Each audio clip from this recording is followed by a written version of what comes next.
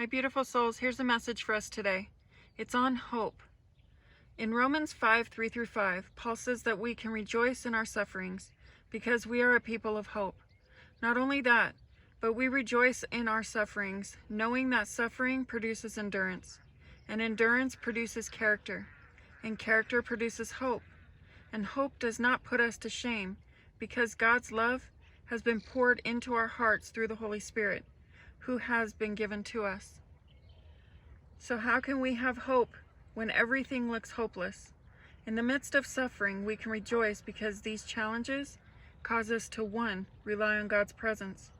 Rejoicing in suffering does not mean celebrating when bad news comes, but it does mean that we can believe that God is doing redemptive work.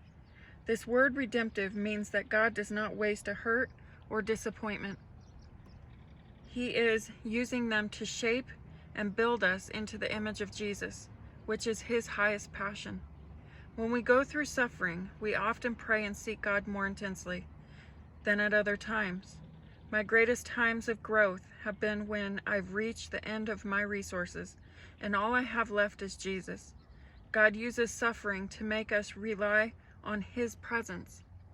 In Psalms 23:4, David writes that he does not fear because God is with him.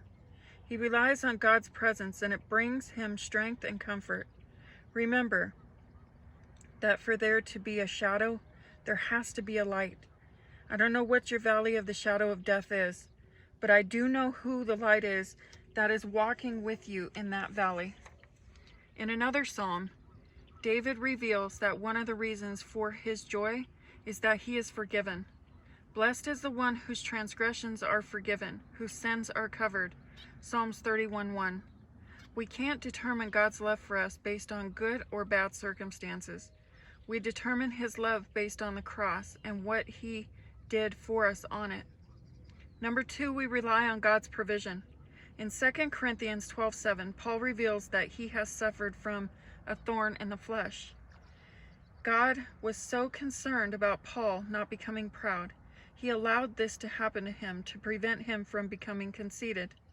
In our current situations, God is saying to us that his grace is sufficient, and even when we feel weak, he is making us stronger than we have ever been. His grace is not an abstract idea. It is the person of Jesus through the power of the Holy Spirit. The hell you are going through may be the very circumstance God uses to take you to a whole new level. Number 3, we rely on God's power. In 2 Corinthians 12:9b, it says, "Therefore I will boast all the more gladly of my weaknesses, so that the power of Christ may rest upon me." What is your weakness? Maybe it is a son or daughter that hasn't quite turned out the way that you thought he or she would. A job situation that has gone awry. A medical diagnosis that has scared you. Maybe like Paul, it is also insults, hardships, or persecutions. Whatever it is, Paul says he will boast in those things because when we are weak, the power of Christ rests on us. The greater the enemy comes at you, the greater Jesus is in you. Remember that. The greater the enemy comes at you, the greater Jesus is in you. Maybe you hear voices telling you to just quit, give up, and let go. I'm telling you, don't stop.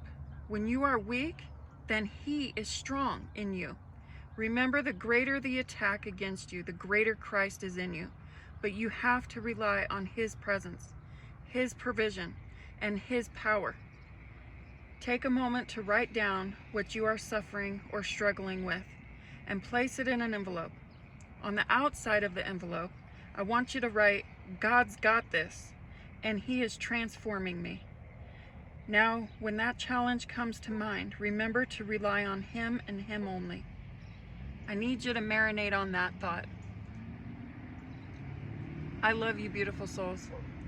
I pray this blesses you and that you have an amazing day today. God bless you.